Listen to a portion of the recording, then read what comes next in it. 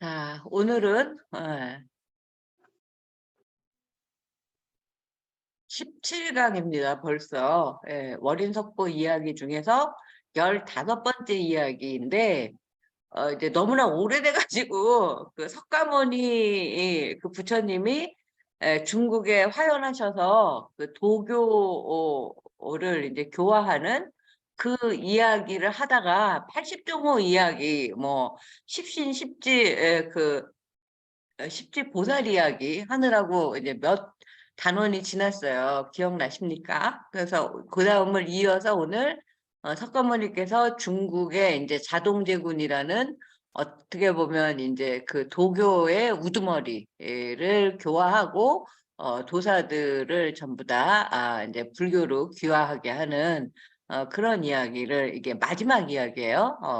하도록 하겠습니다. 2023년 1월 7일 토요일 오후 1시 공손사 월인석보대학 저는 강의하는 튀르키예 LGS 대학교의 정진원입니다.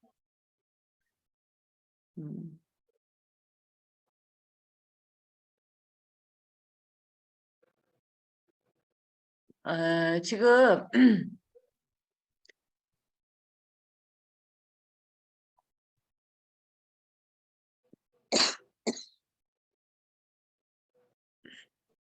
이게 조금 길어서 아마 다음 시간까지 해야지 될 것 같습니다만 그래도 어디서부터 시작하고 있는지는 봐야 될 것 같아요. 지금 15번째 이야기인데요. 우리가 12번째 이야기에 저기가 나옵니다. 그래서 요거 한번 바로 보고 시작을 하겠습니다.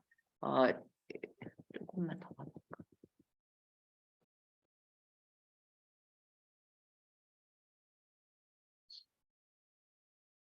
네, 석가모니 태어나실 때 중국에서 일어난 상서들 해가지고 162쪽에 12번째 이야기부터 시작이 돼서 뭐 중국 주나라 소왕 때 석가모니께서 태어나셨다. 그런 노래가 이제 그 월인청강지곡의 27장 주나라 소왕 24년 갑인 BC 1027년에 그 아름다운 상서를 신하 소유가 이제 보고서 소왕에게 아뢰니 상서에 대한 기록을 적어서 남교에 그 비석을 묻으셨다.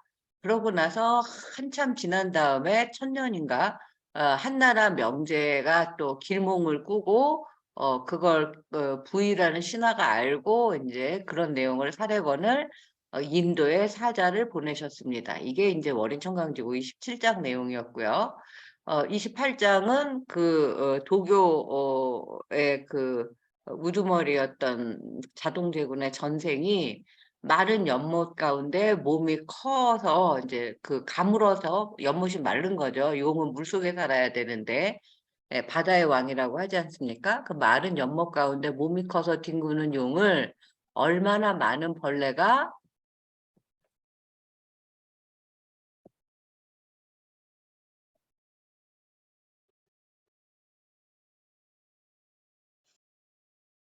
그 비늘을 빨아대서 괴로워하셨는지 모릅니다. 그런데 오색 구름 가운데 상서를 보시는 이제 열애가 나타나셔서 얼마나 많은 중생이 그 이제 상서로운 모습에 머리를 숙이고 절을 하는지 모릅니다. 뭐 이런 내용이고 그 29장의 이제 세종께서 태어나심을 아시었고 용이 몸을 솟구쳐 배우니 옛 뜻을 고치라 하시니 그러니까 도교의 그 삿된 외교의 그 어, 저기 뭐라고 외도라고 하죠. 외교가 아니라 그러니까 불교가 아닌 다른 그 종교를 믿는 사람 외도의 뜻을 고치라 하시니 세존의 말을 듣자 없고 돌이켜 그대로 하니 괴로웠던 몸이 고쳐지게 되오니 뭐 이런 내용이에요. 그래서 이런 내용들을 우리가 공부하다가 이제 이렇게 부처님의 모습이 화연하는 이 그림 보이십니까? 이 도교를 수행하는 도사들이 머리를 조아리는 그런 그림.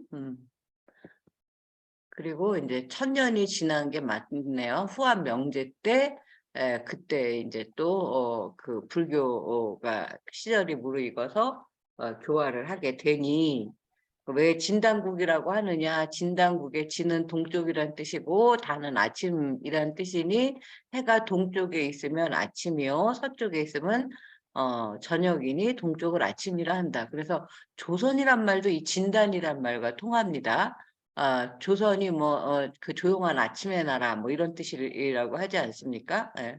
그러니까 동쪽에 해 뜨는 곳에 있는 나라예요, 우리나라가. 근데 이제 인도에서는 중국이 그렇다고 하는데 중국 쪽에서 보면 우리가 동쪽인 거죠. 그래서 중국하고 한국을 진단이라는 이제 그 이름으로 부르는데 우리는 지금도 우리를 진단이라고 부르고 우리나라의 그 유서 깊은 역사 그 학회 이름이 진단학회, 진단학보 이런 것들을 내는 그런 이름으로도 사용이 되고 있죠.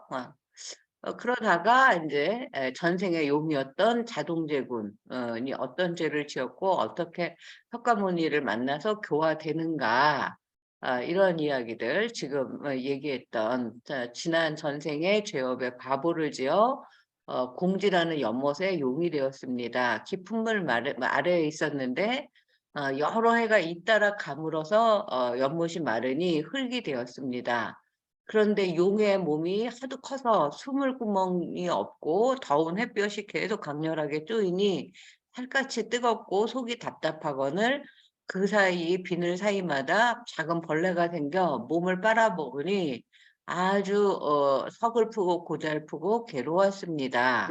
이제 이런 이야기들을 하고 있어요. 그러면서 이제 하루 아침에 그 이제 서글하고 이렇게 광명이 비치니 오색 구름까지 뜨고 그 상서로운 모습 가운데에 그 이제 상서로운 하늘 가운데에 부처님의 모습이 계셨습니다. 예, 검푸른 머리를 나발처럼 모으시고 또 이제 산의 신령이며 물의 신령이며 수많은 중생들이 머리를 조아리고 기뻐하셨습니다. 또 찬탄하는 소리가 천지에 진동을 하고 하늘의 향기가 섞이고 버무려져 곳곳마다 봄빛이 생겼습니다. 그래서 자동제군도 머리를 이제 우러러 괴롭습니다. 구해 주십시오 하고 빌었습니다. 뭐 이런 이야기들이 나오면서 이제 그 다음에 이제 이 부처님의 나발 이야기, 80종호 이야기, 삼신불, 비로자나 로사나 석가모니불에 대한 이야기 이런 거 기억나시죠? 1100억 화신은 어떻게 생기고 그리고 이제 80종호 이야기가 나옵니다. 13번째 이야기에. 이 80종호도 또 한참 80가지 이야기를 해서 이제 중국의 교화 이야기를 잊어먹을 때쯤 이제 또 그 이제 보살의 10단계에 대한 이야기가 나오죠. 지금 복습을 하는 겁니다. 80종호에 뭐가 가장 마음에 드십니까? 라고 제가 여쭤보고 14번째 이제 십지를 비롯한 보살이 되는 길을 지난 시간에 했습니다. 간해지로부터 뭐 십신, 십주, 십지, 십회양,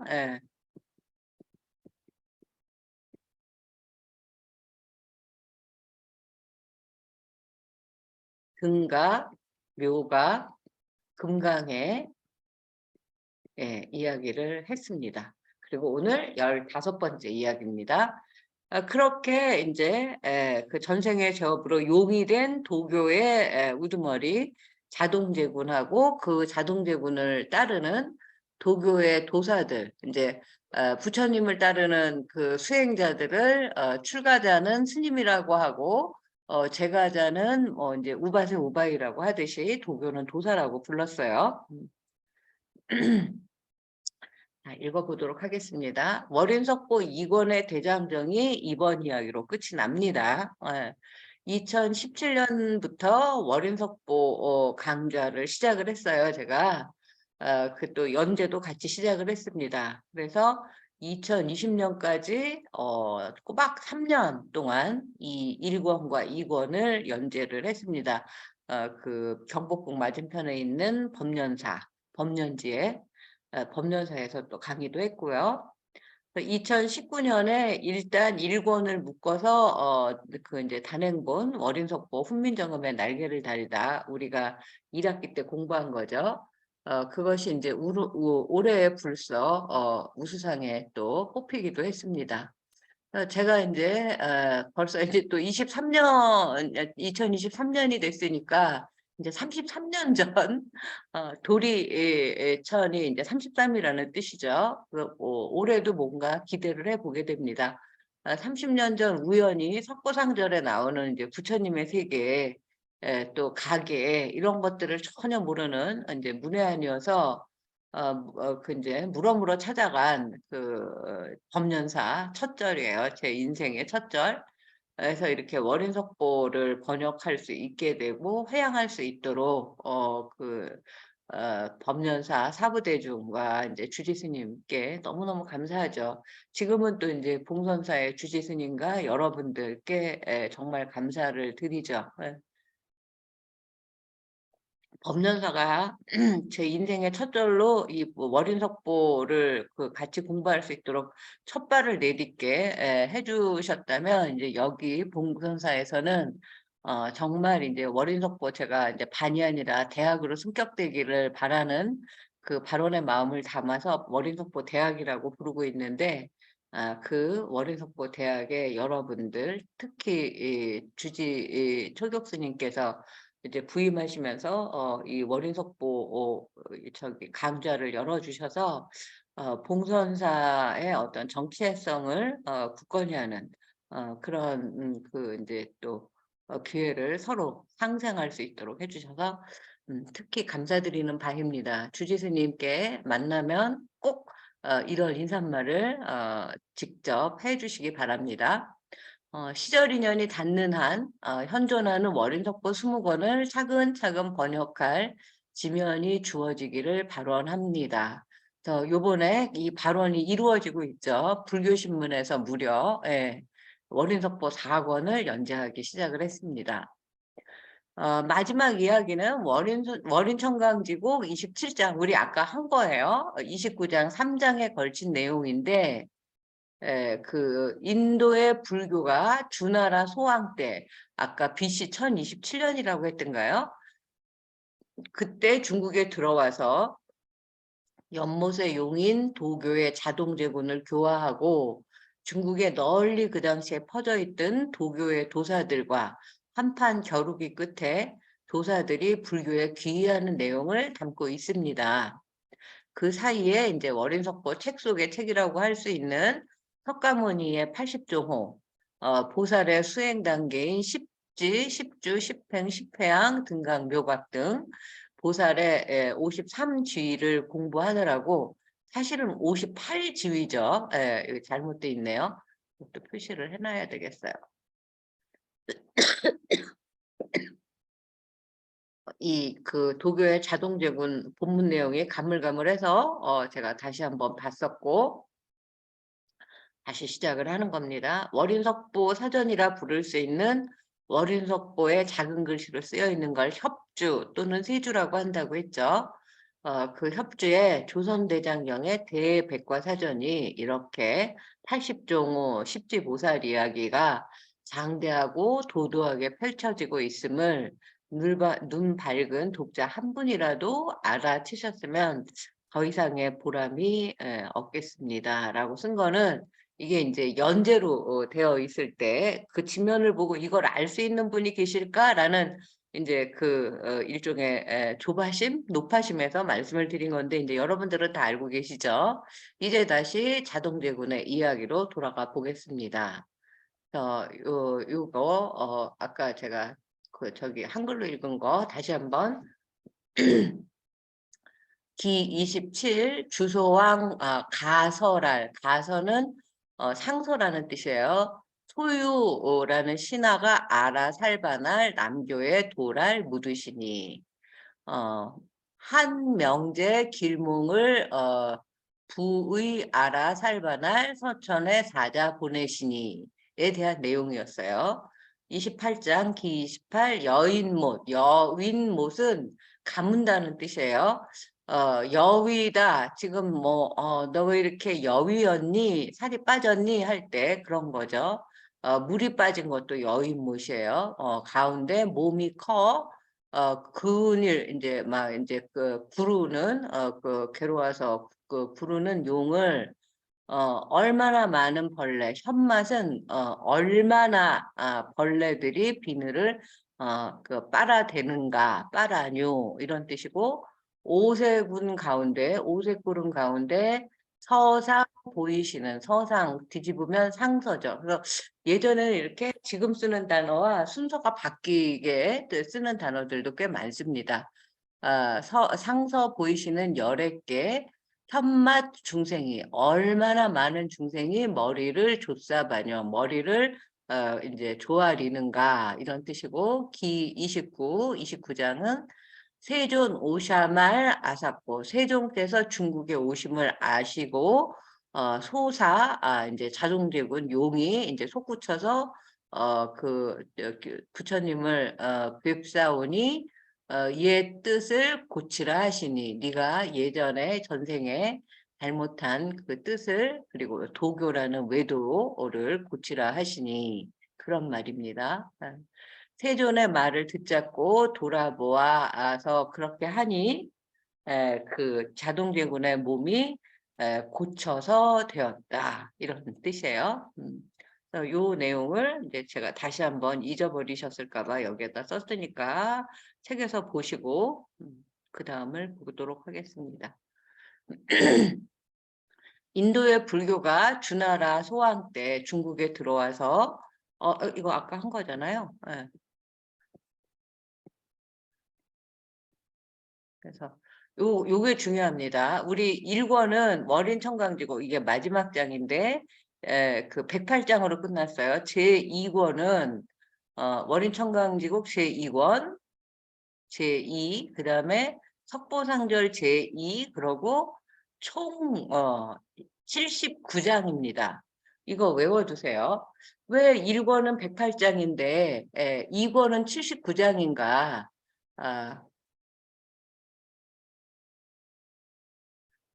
그래서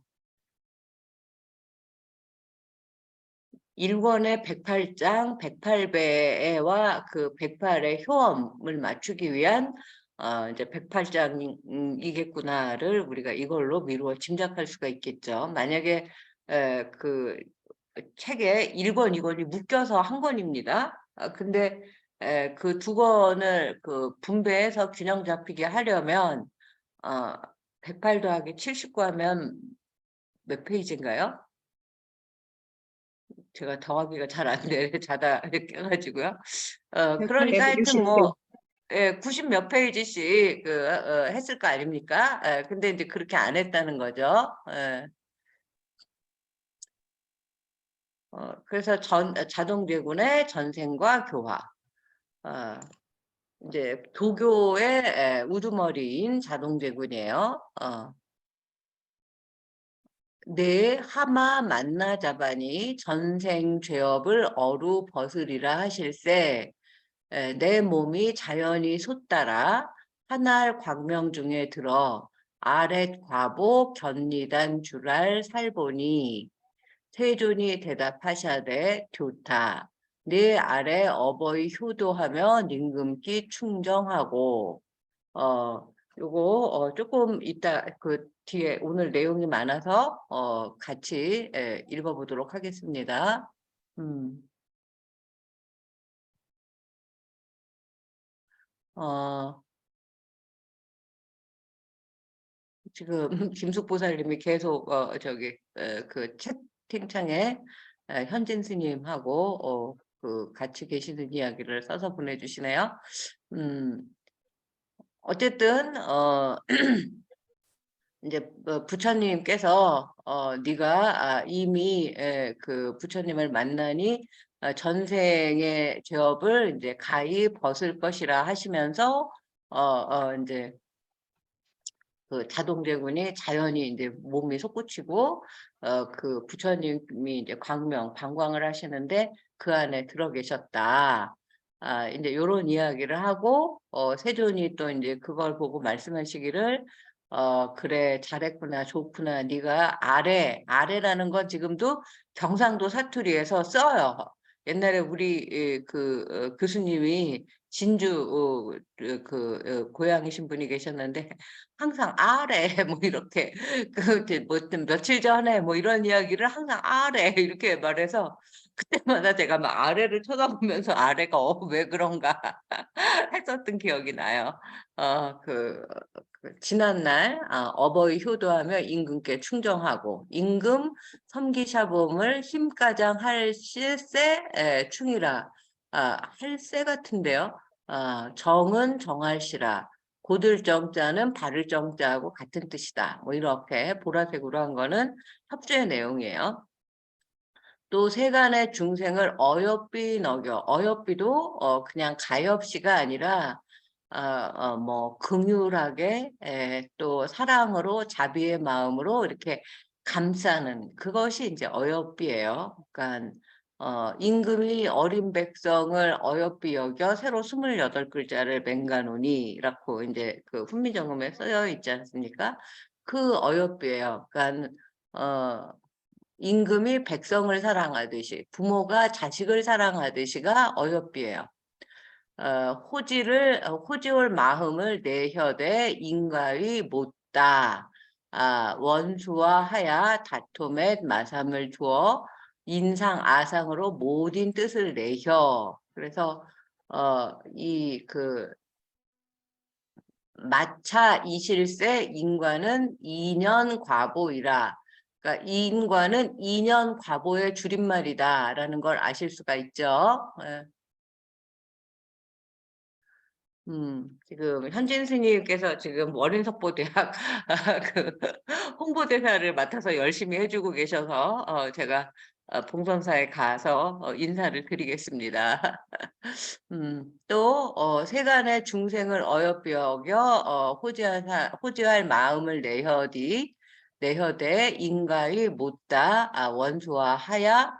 원수와 서로 다툼에 마음을 두어 인상과 아상이 생겨서 또 모진 나쁜 마음을 낸다. 그리고 그 어여삐 여겨서 호지할 마음을 이제 내대 그 인과가 아직 못다. 마차 있을세 마차 이실세까지가 이게 저기 초록색 글씨예요. 조금 이상해서 제가 다시 본 겁니다. 그래서 인상, 아상, 뭐 중생상, 수자상, 금강경에 100번도 넘게 나오는 것 같죠. 근데 인상, 아상 뭔가? 인상은 내가 아닌 다른 사람인이라고 해요.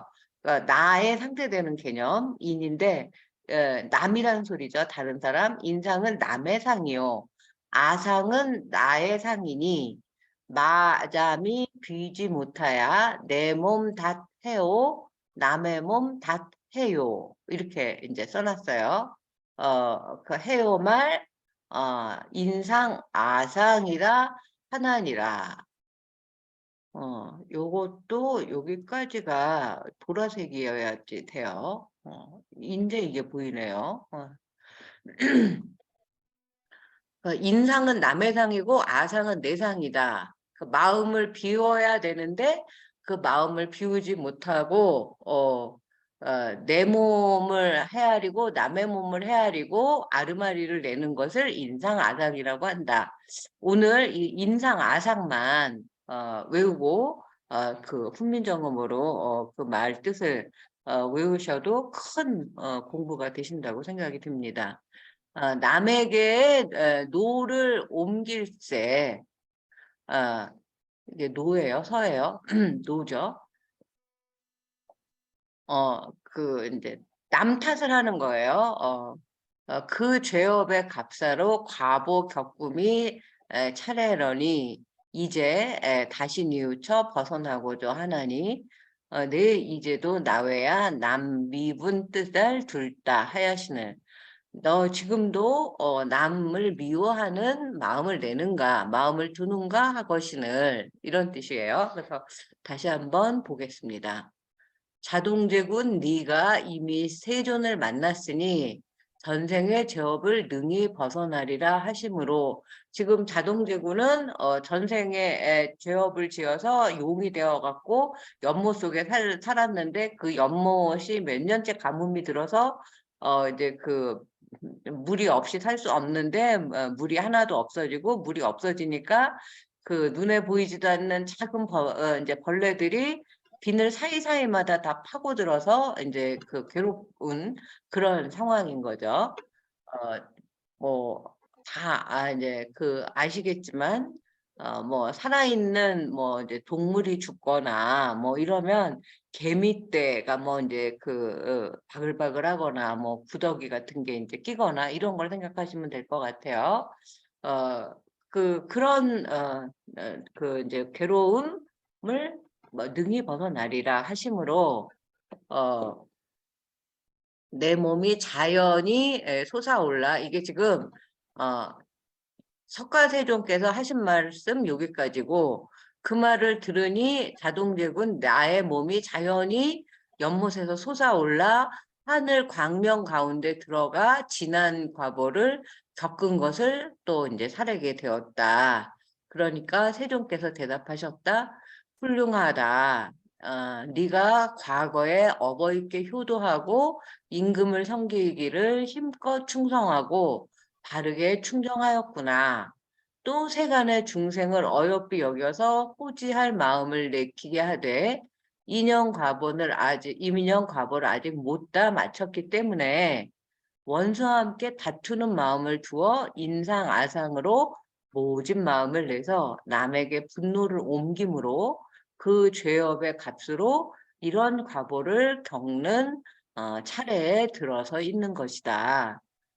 그러면서 인상은 남의 상이요, 아상은 나의 상이니 마음을 비우지 못해 내 몸을 따로 헤아리고 남의 몸을 따로 헤아리는 것이 인상 아상이다.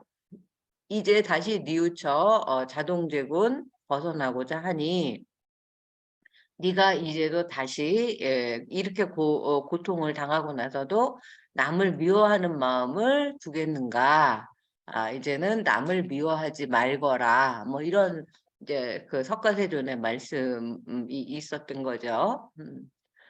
자동제군은 찾아보면 제가 이제 처음에 이거를 자동제군으로 썼다, 제동제군으로 썼다, 막, 그래서 여러 군데를 찾았는데 찾기가 어려웠어요. 근데 월인석보에는 자동제군이라고 이렇게 나와 있어서 자동제군이라고 썼는데 보통은 요즘은 제동제군이라고 도교 그 책에는 많이 나옵니다.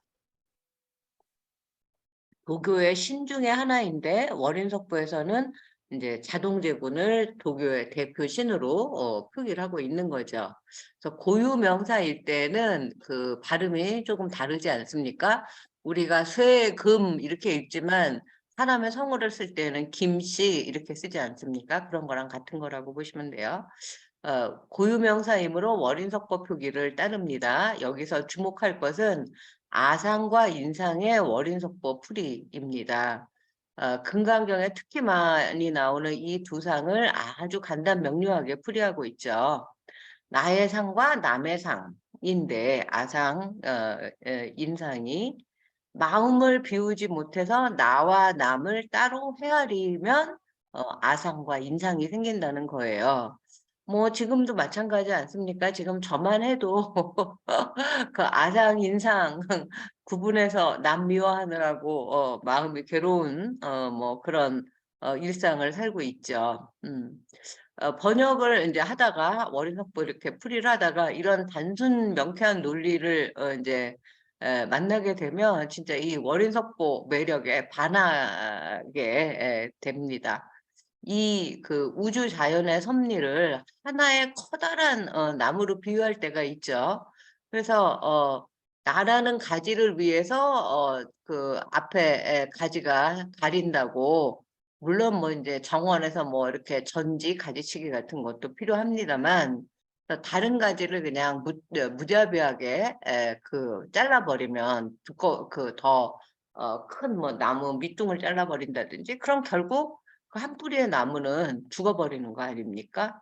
그래서 남을 미워하는 것이 결국은 부메랑이 돼서 나에게 돌아온다.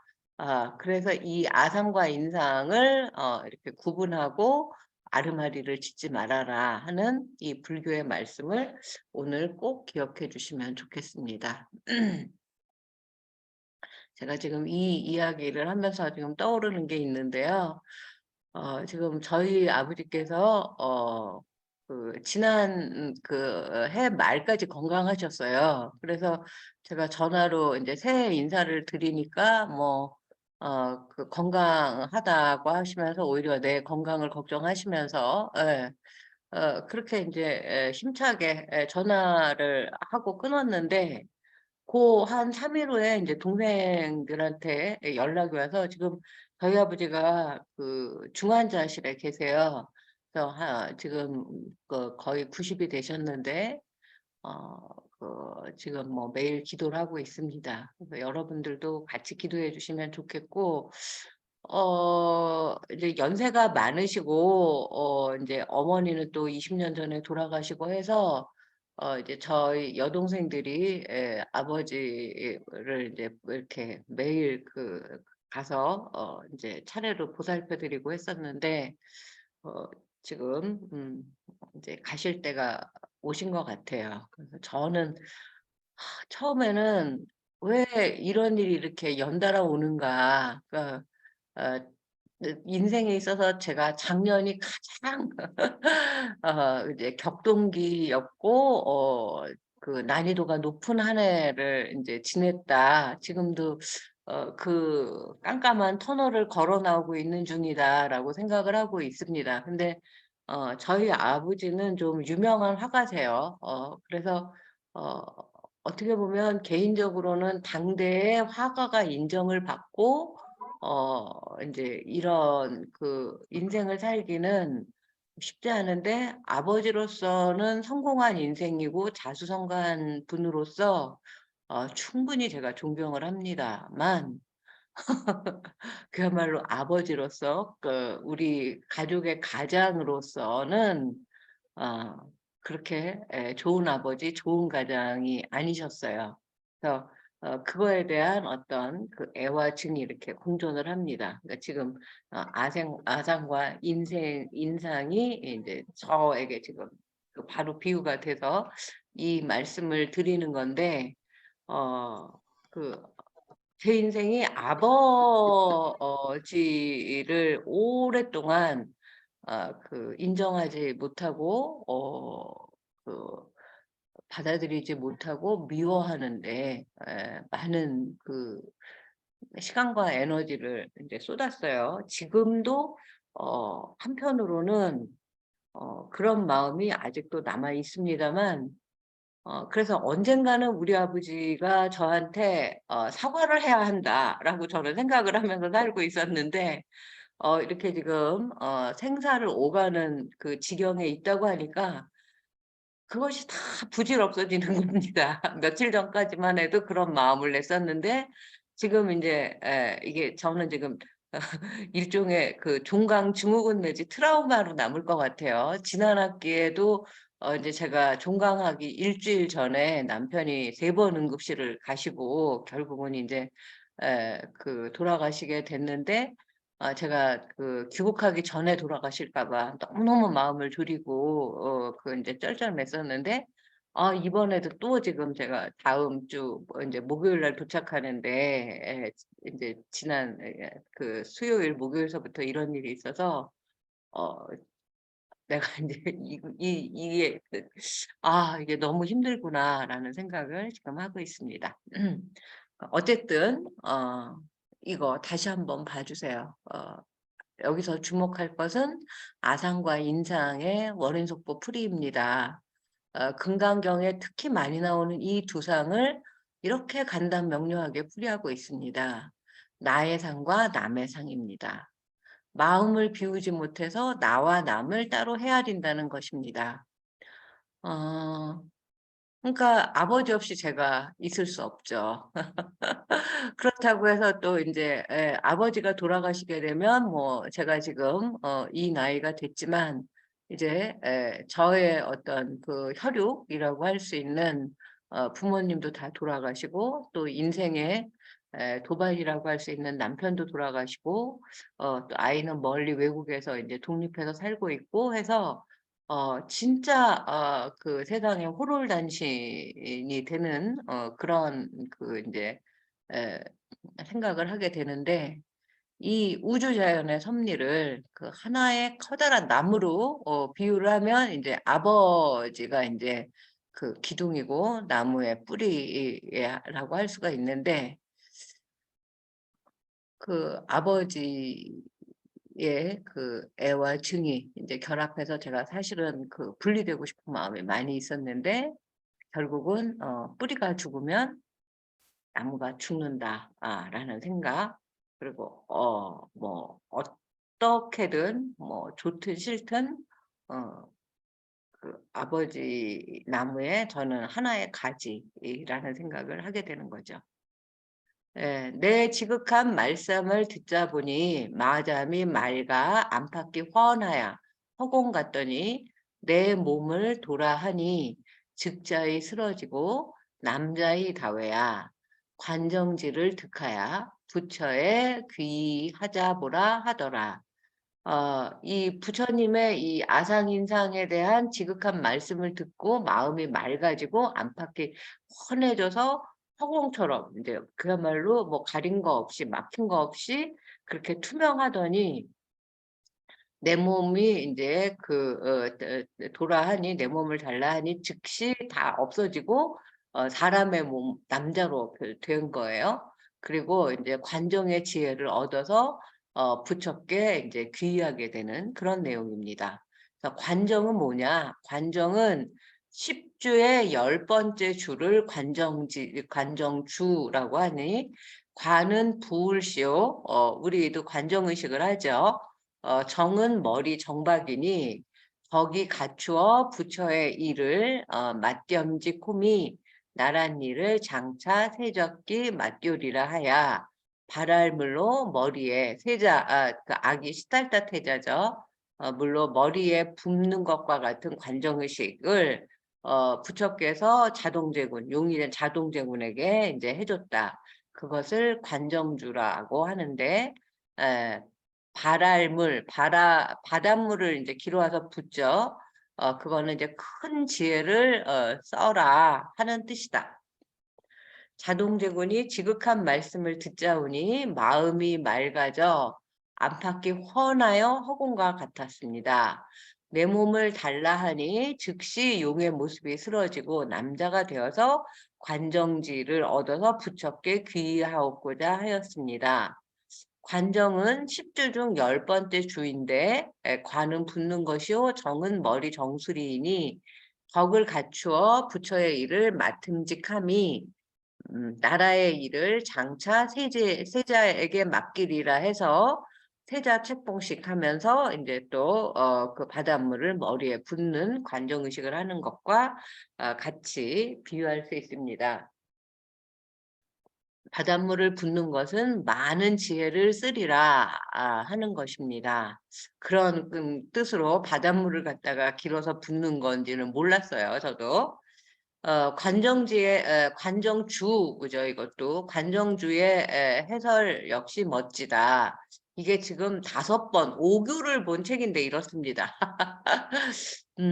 덕을 갖추어 부처의 일이나 나라를 다스릴만 하여 바닷물을 머리 정수리에 붓는 것인데 바닷물만큼 많은 지혜를 쓰라는 뜻임을 그동안 몰랐습니다. 4월 초파일 아기 부처에게 관정식을 하느라 물을 부으면서 지혜를 바다만큼 쓰게 하소서라는 의미인 줄 안다면 마음가짐이 달라질 것입니다. 여러분, 요번에도 봉선사 또 여러분이 다니시는 절에서 축파일에 관정의식을 할 텐데 그런 마음으로 바닷물처럼 지혜를 쓰게 해주십시오.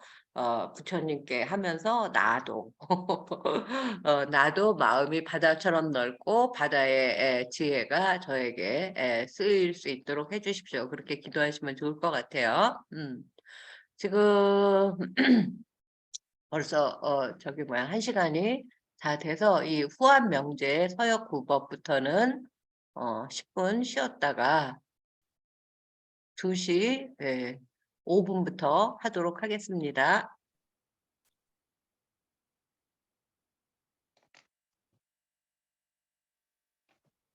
후한 명제의 서역 구법이라고 썼는데 후한은 이제 그 주나라 소왕 이후 1000년이 지난 후에 중국의 나라 이름이 후한이고 그때 임금의 이름이 명제였고 서역은 인도고 인도에 가서 불교의 진리를 구하다. 그래서 후한 명제의 서역 구법이죠. 극기 동토의 후한 명제 셔아 겨시더니 명제 꿈에 한 금 사람이 뜰에 날아오시니 크이 크시고 머리에 햇광 있더시니 아참이 신하다려 물으신데 무슨 말일까요? 그때 여기 그 이제 훈민정음 불경에는 한편 그런데 뭐 이럴 때 항상 급귀 지금 같으면 비읍 시옷 기역을 동시에 못 읽죠. 그러나 그 처음에 비읍은 그에 붙이면 돼요. 급. 그러면 시옷 기역은 지금 어떻게 읽는지 모르지만 이때 시옷은 된 시옷이라고 그래서 그 이제 된 발음을 표시하는 기호였어요. 그러니까 쌍기역으로 읽으시면 돼요. 그래서 급기, 그리고 그때 이렇게 읽으시면 돼요. 동토는 이제 중국이에요. 지난번에 이제 진단이라고 했던 인도에서 봤을 때 동쪽 땅에 후한이라는 나라의 명제라는 왕이 이제 그 서 계시더니, 그러니까 즉위해 있더니 이런 말이죠. 그 명제 꿈에 그 어떤 금으로 된 사람이 뜰에 날아오셨다. 그런데 날아오신 모습을 보니 키가 크시고 머리에 그 햇빛처럼 광명이 있었다. 그래서 아침에 일어나서 신하에게 물어보았다. 그랬더니 태가 부이 살보되 주소왕 시절에 서천에 부처이 나시니 극히 장육이시요 금비치러시니 그 개하 폐하 뭐 그런 뜻이에요. 이제 그 폐나 개가 그 왕이 다 이렇게 섬돌 계단 위에 있어서 우리는 신하는 그 아래에 있습니다. 이런 뜻으로 개하 폐하라는 말을 썼죠. 꿈을 꾸심이 당당히 그이십니다. 마땅히 그 석가모니 부처님이십니다. 장육할 때 장은 10자니 장육은 16자이라 그렇게 얘기를 했고 개하는 버통 아래니 황제를 바라 못 살바 버통 아래를 살바니라. 그래서 우리 옛날에 당호라는 말 많이 쓰잖아요. 무슨 안성라면 안성탕면인가를 안성댁 뭐 이렇게 태코를 쓰고 이런 것도 그 이름을 따박따박 부르는 거를 사실은 이제 그 좀 존경하지 않는다. 윗사람이나 이렇게 그 지금도 아무개 뭐 이렇게 부르는 것보다는 뭔가 호를 부른다든지 뭐 그 사람의 어떤 그 좋은 그런 장점을 따서 부른다든지 그런 것들이 아호니 무슨 호니 해서 부르지 않습니까? 요즘은 이제 닉네임이라고 해서 부르죠. 아우 자꾸 기침이 지금 또 이제 학생 하나가 뭐 저기 생강청을 만들어줘서 지금 생강차를 마시고 있는데 제가 이제 지금 굉장히 이 터키에 와서 운이 좋아요. 학생들이 너무나 지금 잘해 주고 있고 제 수업을 정말 좋아합니다. 그래서 제 수업이 가장 좋았다고 그러고 뭐 요번에 그래서 종강 파티도 했어요. 과자랑 뭐 음료수 갖고 와서 서로 나눠 먹으면서 포틀럭 파티라는 걸 가르쳐 줬더니 애들이 너무너무 좋아했었고 또 한 학기를 잘 마쳤습니다. 또 아이들이 따라서 이렇게 제가 뭐 아플까 봐 이런 것도 해다 주고 그렇습니다. 그래서 또 다시 한번 보겠습니다. 그때 중국의 후한 명제가 즉위하여 계셨다. 명제 꿈에 어떤 금으로 된 사람이 뜰에 날아오셨는데 키가 크시고 머리에 흰 광명이 있었다. 이튿날 아침에 신하에게 물으시니 태사 부위가 아래였다. 주나라 소왕 시절에 인도의 부처께서 태어나셨으니 그 키가 16자인 장육이요. 금빛이시니 폐하의 꿈에 나온 분은 마땅히 부처이십니다. 계하가 아니라 폐하네요. 층계 아래이니 황제를 바로 부르지 못하고 층계 아래라고 부르는 것이다. 이런 글자는 맨날 헷갈려요. 어, 그리고 이제 명제의 아까 제가 7번, 8번 후한 명제는 서기 58년부터 75년까지 제위한 임금인데 AD 1세기죠. 이제 기원전 11세기인가요? 에서 이제 1000년이 지나서 AD 1세기에 그 부처님께서 중국에 교화하러 오신 거죠. 영평은 중국 후한 명제의 연호이다. 주나라 소왕은 주나라 4대 왕으로 기원전 995년부터 977년까지 제위한 임금이다. 1000년 전 임금이죠.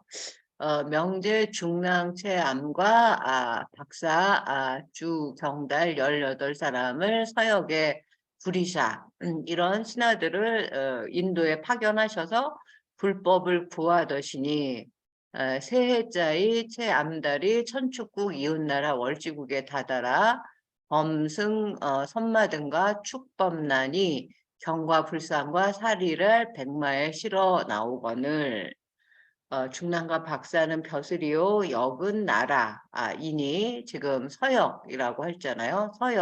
서쪽 나라이니 부처의 나라가 중국에서 서쪽일세 서역이라 하나니라. 영평 여섯차태 계해라 천축은 서천나라이라 승은 중이니 중승이라고 하지 않습니까? 근데 지금처럼 뭐 무슨 중중 깎아중 우리가 이제 어렸을 때 그런 노래해서 중을 이제 비하는 그런 건 이제 조선시대에 생긴 건데요. 이미 이때 훈민정음 만들 때의 중은 그런 뜻이 아닙니다. 스님 이상의 뜻을 가지고 있어요. 그러니까 나중에 비하가 돼서 그런 건데 그래서 이 중이라는 말도 그 비속어로 알고 있는 분들이 많아서 이 말도 좀 이제 격을 높여서 쓸 수 있으면 좋겠다. 승가를 중림내, 중림들이라고 이제 또 여기에는 번역하고 있어요. 석포상절에 나중에 또 보시게 되면. 범승은 좋은 행적, 깨끗한 행적하는 중이라. 경자가 여러분 불경의 경자 아까 아상인상 내상 남해상이었죠. 불경의 경은 지름길이니 경을 배와 부처 다회용 이거 꼭 외우세요. 경은 지름길이다. 지름길 경인데 왜 지름길이라고 했냐면 경배워 부처 다회용 빠름이 먼 길에 지름길 같을세 경이라 하나니에요. 먼 길 갈 때 지름길로 가로질러서 가면 굉장히 짧지 않습니까? 그런 것처럼 그 깨달음의 길을 빠르게 알려주는 것이 불교의 경전이다. 부처님께서 80년 생애 동안 그 설법하신 그 긴 많은 경전을 어느 경전 하나에 집중해서 이렇게 공부를 하시면 바로 깨달을 수 있으니까 그것이 불경, 부처의 진리의 말씀, 지름길이다라고 한다. 이 경은 42장경이다. 지금 후한 명제 때 중국에 들어온 인도 경전이 42장경이라고 해요. 그리고 이제 상은 같다라는 뜻이다. 상은 똑같이 이제 닮게 만든다는 뜻이니 부처의 양자를 같으시게 그리잡거나 맹가잡거나 할시라.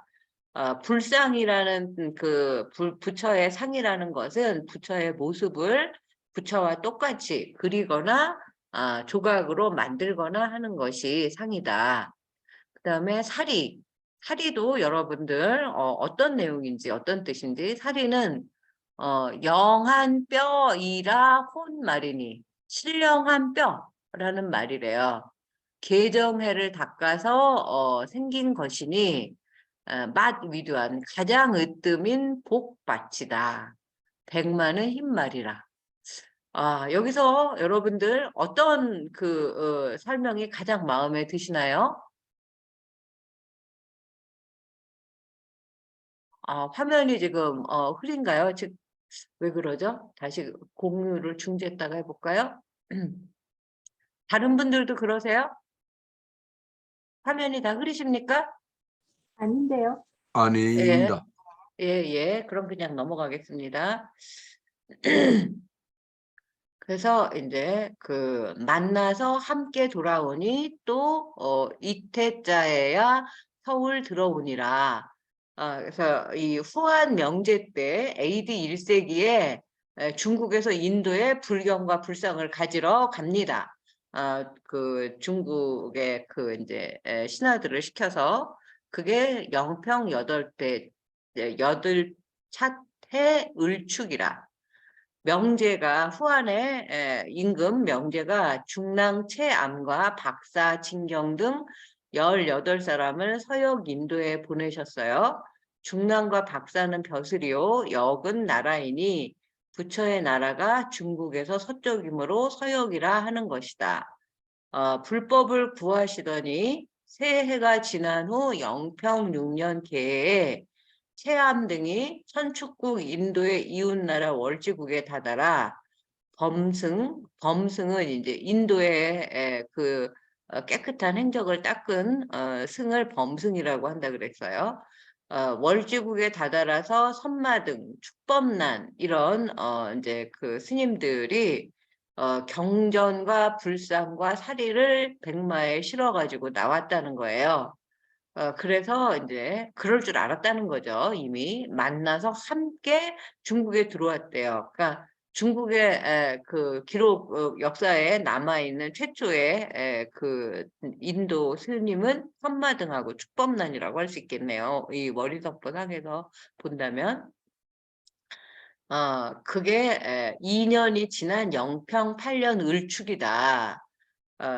그 63년에 가서 65년이나 66년에 왔을 것 같아요. 승은 중이니 범승은 깨끗한 행적을 닦는 중이다.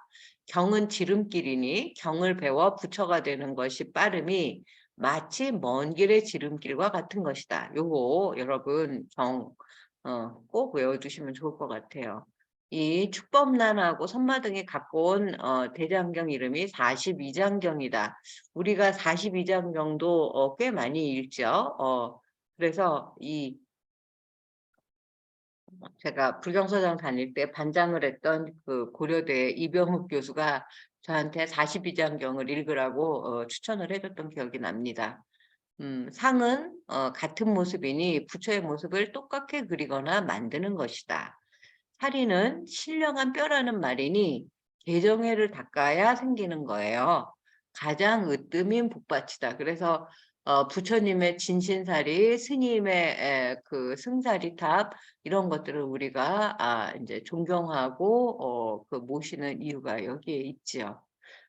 그러나 이제 요즘에 21세기에 입적하신 뭐 법정 스님이라든지 큰 스님들은 내 사리를 수습하지 말아라 라는 말씀을 또 이제 유언으로 남기시기도 합니다.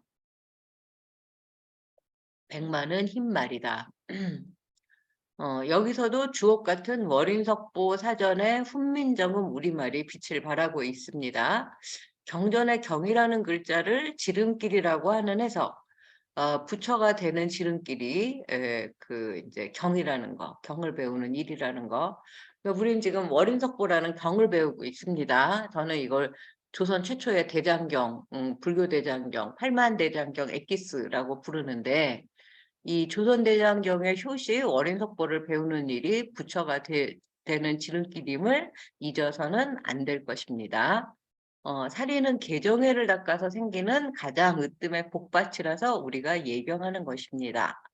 문득 불보사철인 통도사의 불사리탑이 1400년간 우리가 그걸 지킨 것이 아니라 부처의 복받이 우리나라에 있기 때문에 우리를 지켜주셔서 지금 그 세계 10대, 지금은 우리가 일본을 뛰어넘어서 세계 6번째 가장 영향력 있는 나라라고 며칠 전에 신문에 난 걸 읽었습니다. 정말 제가 어렸을 때는 뭐 100대 국가 뭐 이런 거에도 끼일 생각 자체를 못 했고요.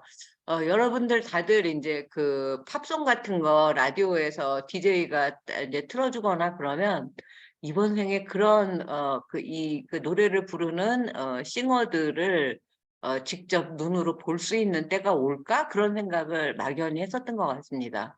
지금은 뭐 그 사람들이 우리나라에 오는 거는 뭐 너무나 당연한 거고, 외국 사람들이 여기 터키만 해도 그렇고 뭐 방탄소년단 누가 자기 나라에 온다 그러면 뭐 열광을 하고 눈물을 흘리고 뭐 거의 기절을 하고 뭐 이러는 세상에 살고 있지 않습니까? 다 이 불사리탑 덕분인 것 같습니다.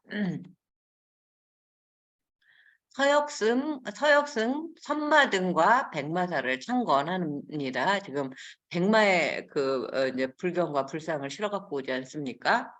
마등이 대궐에 들어 진상하사반대 명제 가장 기끄샤 성 서문 밖에 백마사이라 활절 이르샤 두 중을 살게 하시고 그 절에 행행하신대. 그 행행은 행차하셨다는 거예요. 절을 결이라고 하고 있어요. 결 이르삼이 영평 열차태 정묘이라 경을 흰 말개 실어 올세 백마사이라 하니 사는 결이라. 행은 열시오 단일시오. 그 행복할 때 행은 행복할 행도 되지만 임금님이 거둥하시다, 임금님이 행차하시다 할 때도 이제 그 씁니다. 아니 너긴 기쁜 일이 실시니 이거 무슨 뜻인 것 같아요? 아니 여긴 기쁜 일, 뜻밖의 기쁜 일인 거예요. 그러니까 의외의 기쁜 일이니 임금이 가신 그 곳은 백성을 따는 땅지도 되지만 장소 곳도 됩니다. 백성을 수을 밥 먹이시며 천량도 주시며 임금이 행차하실 때는 백성들에게 술과 밥과 그 재물도 나눠줬다는 거예요. 이 기쁜 경사에 벼슬도 시키심으로 임금이 다녀가심을 행행이라 하나니라. 그래서 행행한다는 표현을 써요. 그 다음에 이제 화랑색이나 그럴 때 이 행복할 행자는 이제 사랑을 나누다 이런 뜻으로도 쓰입니다. 영평 열한차태 무진이라. 서역승 선마 등이 대궐에 들어와 불경과 불상사리를 후한 명제 임금께 진상하였습니다. 명제가 아주 기뻐하여 성에 이제 그 궁성의 서문 서쪽 문 밖에 백마사라는 절을 짓고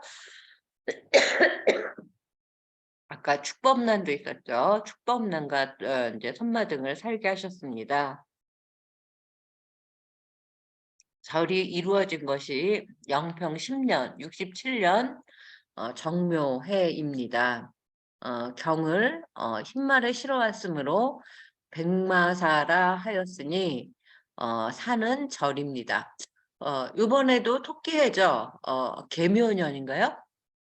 무슨 검은 토끼의 해라고 뭐 또 합니다. 요새는 또 그 음양오행에 그 오방색하고 또 결부시켜가지고 뭐 그렇게들 많이 부르는 것 같습니다. 음, 언젠가 이 음양오행에 대한 공부도 하면 좋을 것 같아요. 이 훈민정음을 만든 원리도 음양오행 사상이 들어있고, 이 그 조선시대 불경에도 이런 음양오행을 알아야 또 설명이 쉽게 되는 경우도 많이 있습니다. 그 절에 명제가 행차하셨다, 행행하셨다, 행은 간다는 것이요. 행복할 행은 생각지 못한 기쁜 일이니, 제가 어저께 행복이란 글자를 마침 찾아봤네요.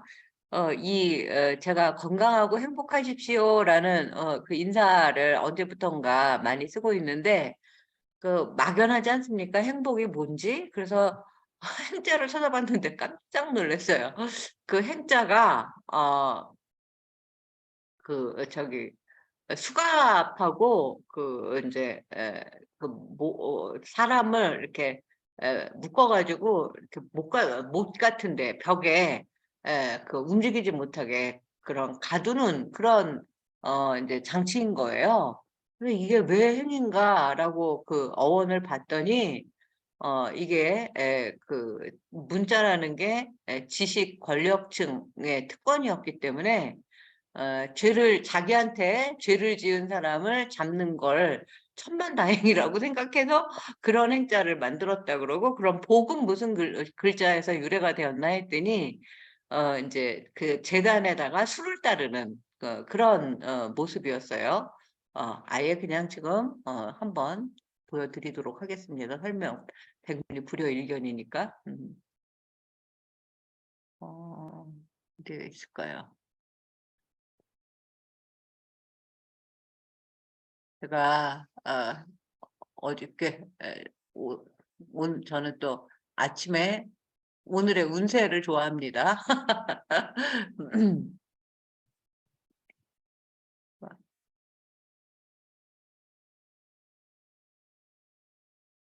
운세를 보고 좋은 것만 믿어요. 그리고 나쁜 것은 그냥 좀 주의를 하고 경계를 합니다. 그러니까 내 식대로 믿는 거죠.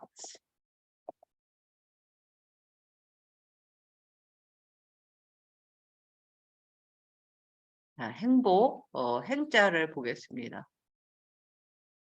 다행행, 근데 뭐 다행이다, 뭐 요행, 임금이 이제 거둥하다, 행차하다를 거둥한다라는 표현을 써요. 어, 거동이라고 쓰는데 발음은 거둥이라고 합니다. 아까도 그 이름을 자동제군, 제동제군 하는 것처럼 그 어떤 특별한 경우에는 발음을 달리해요. 이건데 이제 한자의 구성 원리로 이 행자가 이렇게 생긴 데에서 만들어졌다는 거예요. 상형 문자고 행자는 다행이나 행복이라는 뜻을 가진 글자라서 이제 그 부수가 방패간입니다. 그래서 방패하고 관계가 있지 않나라고 했는데 방패하고 관계가 없습니다. 방패와는 아무 관계가 없다. 갑골 문자에 나온 행자를 보면 양손을 묶는 수갑과 벽에 고정하는 쇠사슬이 그려져 있어요. 이게 이제 쇠사슬이라는 거예요. 이런 게. 수갑은 죄를 지은 사람의 신체를 구속하기 위한 도구이다. 그런데 왜 수갑을 그린 글자가 다행이나 행복을 뜻하게 된 것일까? 한자는 지배계층이 만든 문자다. 그들로서는 죄를 지은 사람을 잡는 것이 천만다행이라는 뜻이다. 그래서 이 행복이라는 말을 이제 함부로 쓰지 말아야겠다라는 생각이 들었어요. 그 죄를 뭐 이제 여러 가지 상징적인 걸로 뭐 번뇌라든지 뭐 이런 나쁜 걸로 대체할 수는 있겠지만, 그래도 이 원래의 뜻이 이런 글자에서 지금 이렇게 우리가 쓰는 걸로 되었다는 겁니다. 그리고 이제 복자를 한번 보겠습니다. 복자도 이제 보일시자에다가 이 가득할 복 이렇게 두 글자를 쓰는 걸 뭐 회의나 형성문자라고 해요. 이렇게 생겼습니다. 이게 이제 재단에 술잔이 그려져 있고 이 물방울은 이제 술을 따르는 이런 모습에서 만들어졌다고 해요. 어, 복자는 복이나 행복이라는 뜻을 가진 글자인데 보일 시자하고 가득할 복자가 결합한 이제 두 글자가 모인 거를 뜻을 모았다 그래서 회의문자라고 하는데 이 복자는 보시다시피 그 술이 가득 담긴 항아리를 그린 것으로 가득하다라는 뜻이래요.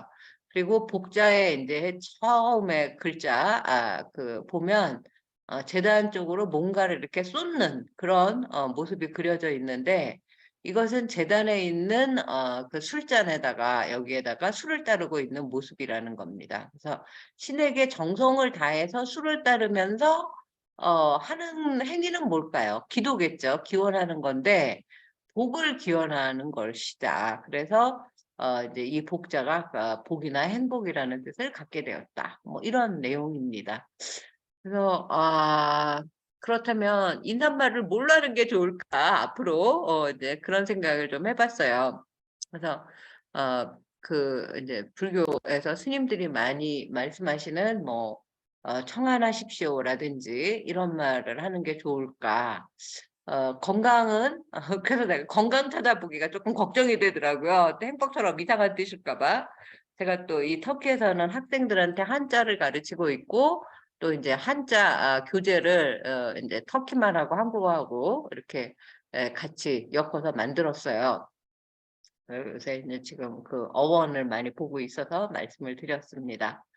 어, 그 행은 생각지 못한 기쁜 일이다. 여기에서 나왔죠. 임금이 가신 곳에는 그래서 요행이다.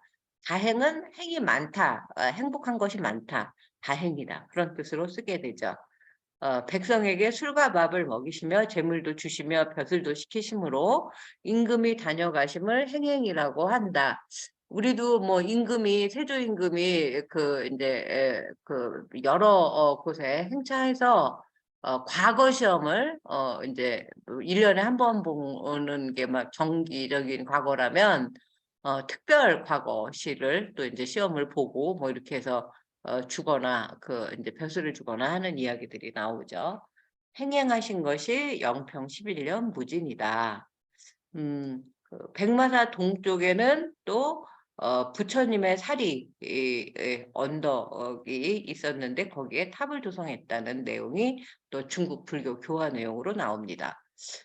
두 중이 살보되 그러니까 여기서 두 중이 살보되 그러면 훈민정음의 중을 이렇게 비하해서 쓰다니라고 생각하시면 절대 안 된다는 거예요. 여기는 두 스님께서 말씀하시되 정도로 그 이해하셔야 됩니다. 절 동력에 어떤 집이 있고 어떤 집이 절 동쪽에 어떤 집이 있습니까? 라고 물었다는 거예요. 명제 니라샤대 아래 한 두들기 절로 다회와 다니 밤에 기이한 광명이 있을세 백성이 이름 지오되 성인 무덤이라 하더라. 무슨 말씀인지 아시겠죠? 두 중이 이제 어느 날 임금님께 여쭤봤어요. 절 동쪽에 저게 어떤 집이 있는 겁니까? 라고 그랬더니 명제께서 말씀하셨는데 이제 그 아래 과거에 지난날에 한 두들기는 이제 그 이제 둔덕 같은 거예요. 그 저절로 이렇게 둔덕이 솟았다는 거죠. 그 둔덕이 되더니 밤에는 아주 기이한 광명이 비추심으로 백성이 이름 짓기를 성인의 무덤이라고 하였다. 이렇게. 그래서 기이는 상례롭지 아니할시라. 옛날에는 기이가 뭔가 이제 아주 그 뭐라고 할까 특별한 상서로운 뭐 이런 그런 걸 했는데 요새 거참 기이한 일일세. 뭐 이러면 요새는 뭐 개상하고 요상하고 이상하고 이런 식으로 이야기를 하죠. 예전의 뜻과 다르다라는 거 알아두시고 또 이제 그 선마등 그 스님이 살보되 예 아유광은 아쇼카 왕입니다. 열의 사리를 천하에 8만 4천 고달 갈만이 이 진당국 중에 19곳이니 하나히니이다. 그러니까 마등이 이제 그 후한 명제께 말씀드리기를 아쇼카 왕이 열애사리를 천하에 8만 4천 곳에 나누셨으니 이 진단국 중국에 19곳이 있는데 여기가 그 한 곳입니다. 19곳 가운데 한 곳입니다. 그래서 아육은 아쇼카, 아쇼은 시름이 없다라고 하는 뜻이니 그래서 무우수 뭐 무우 뭐 이렇게 많이 하죠. 처음 태어날 적에 어머님이 편안히 낳으실새 이름을 아육이라고 지었다.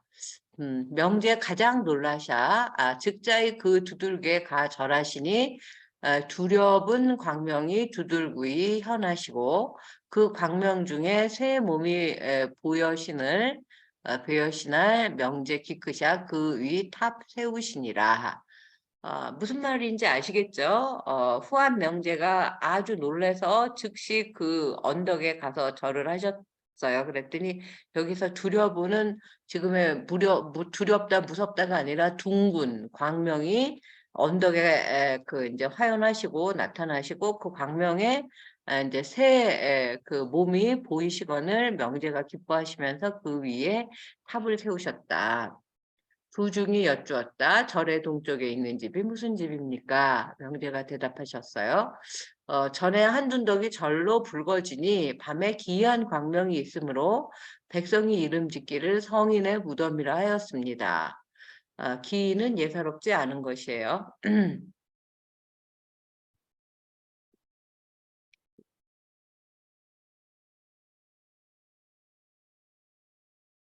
그러니까 선마등이 다시 왕께 여쭙기를 아유강이 열애살이를 천하에 8만 4천 곳에서 갈무리 하셨습니다.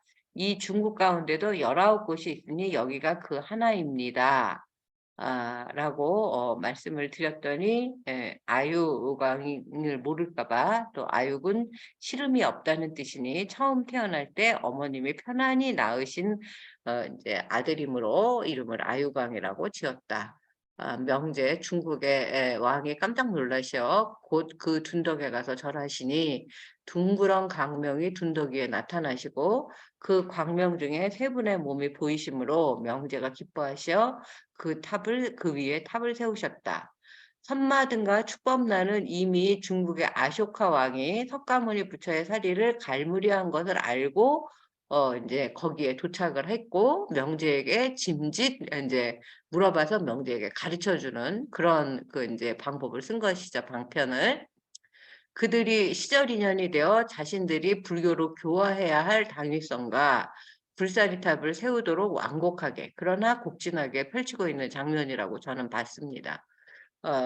그 삼국유사에도 기편이 있어요. 이 기편은 지금의 신기할 때 기자가 아니라 이제 서술할 때 기자고 이상할 이자인데 원인석보에서 그야말로 적확한 그 말의 뜻을 발견합니다.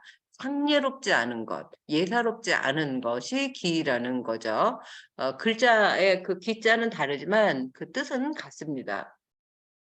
우리는 이제 그 삼국유사의 기편은 뭐 당군이 그 웅녀에게서 태어났다. 주몽이 뭐 알에서 태어났다. 뭐 김수로가 알에서 태어났다. 이런 게 다 지금 상례롭지 않은 거죠. 그러나 그 영웅의 그 탄생은 다 범상치가 않았다라는 것을 상징으로 끌어내야지 인간이 알에서 태어나다니 곰이 사람을 낳다니 말이나 돼? 뭐 이렇게 하면 안 되는 거지 않습니까?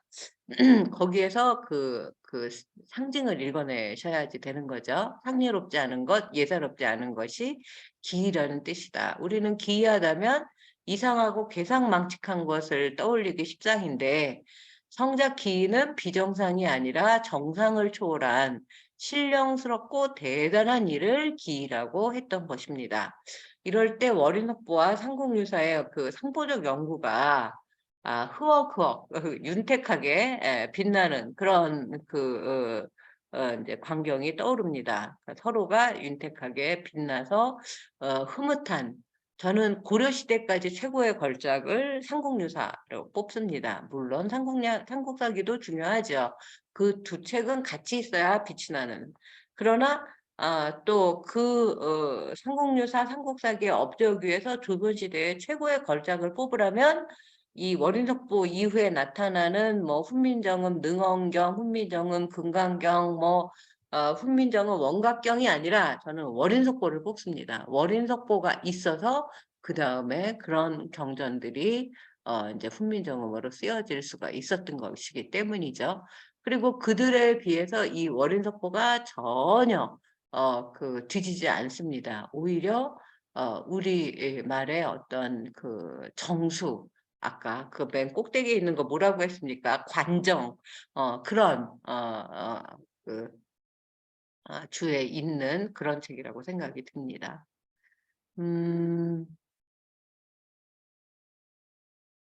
그러나 이제 다음 시간에는 이 불교의 이제 후한의 명제가 흠뻑 빠진 것을 도교의 도사들이 반대하는 이야기부터 하도록 하겠습니다. 230쪽 그리고 이제 에필로그 이 월인석보 맺는 글을 읽으면 될 것 같습니다.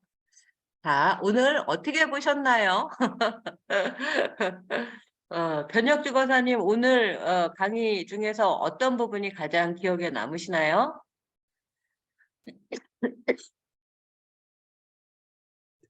그 경은 깨달음의 지름길이라는 말이 정말 네, 좋았고요. 네, 그 네, 부분들이 아주 좋았습니다. 네. 우리 임유미 선생님은 어떤 구절이 인상에 남으시나요? 마이크 켜시고 마이크. 임유미 선생님 마이크, 마이크, 마이크. 제 말씀 안 들리세요? 마이크를 켜주세요. 했는데요. 예, 지금 들려요. 그리고 예. 저도 그 대학주고사님처럼 정의 그 글자의 뜻이 깨달음의 지름길이라는 그 말을 듣고 나서 네. 경전을 더 열심히 공부해서 부처님의 뜻을 가르침을 제대로 파악해야 되겠다는 생각이 들었고요. 그다음에 아상 인상이 인상적이었어요, 진짜. 그 네. 나의 상과 남의 상인데 그 마음을 비우지 못하 구별을 한다. 그래서 결국은 하나라는 그 이야기가 굉장히 기억에 남습니다. 네, 네, 감사합니다. 원수연 보살님께서는 어떤 게 기억나세요? 네, 저도 마찬가지로 그 부분이 상당히 네, 가슴에 와 닿았습니다. 그래서 평상시도 그 법문을 많이 듣고 또 경전 독송을 많이 하라는 이제 그 스님들의 늘 이렇게 말씀을 했는데 오늘 여기서 또 한번 이렇게 되새겨지는 그래서 깨달음의 길을 가장 빠르게 알려주는 길이 경전이다. 예, 네. 그 말씀이 상당히 와닿았습니다.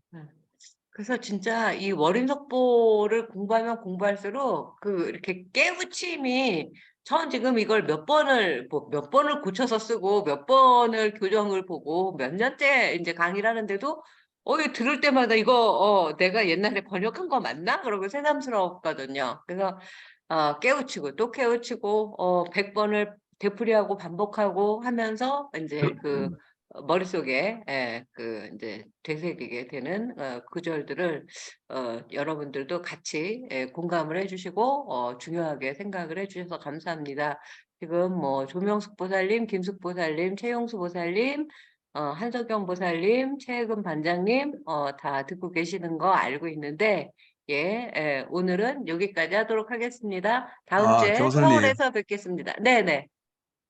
그 장육, 예. 장은 열자고 네. 열자를 장이라고 장육, 예. 장육 존상이 그 크기를 말하는 그런 상을 말하는 건지 그렇게 봐도 되는 건지요? 네네네네, 맞아요. 그래서 자, 저도 읽으면서 장이 열자면 일장 유척, 육척이거든요. 그러니까 예, 일장이 더 큰 단위고 이제 10척이 돼야 또 이제 일장이 되는 거예요. 그래서 지금 16자이다라고 되어 있었나요? 뭐 그렇게 이제 장육. 장육. 예, 그 예. 신라 그 금동불사의 그렇죠, 장육존상이 그렇죠. 있지 않습니까? 네네, 그 황룡사에, 그 예. 규모를 가지고 이름을 붙인 걸로 봐도 된다는 아, 말씀이죠. 그럼요. 일장 육척의 그 키 높이를 이제 가진 불상입니다. 그런 뜻이고, 그 장에 대한 그 기준 단위도 여러 설이 있어요. 그래서 그것도 한번 네이버 지식백과 같은 데서 찾아보시면 좋을 것 같습니다. 보시고 올려주셔도 좋고, 제가 찾아서 올려드리도록 하겠습니다. 네, 이렇게 공부하시면서 의문 나시는 분들은 나는 게 있으면 바로바로 이야기를 해주세요. 네. 오늘은 그러면 여기까지 하도록 하겠습니다. 감사합니다. 수고하셨습니다. 고생하셨습니다. 네, 다음 주에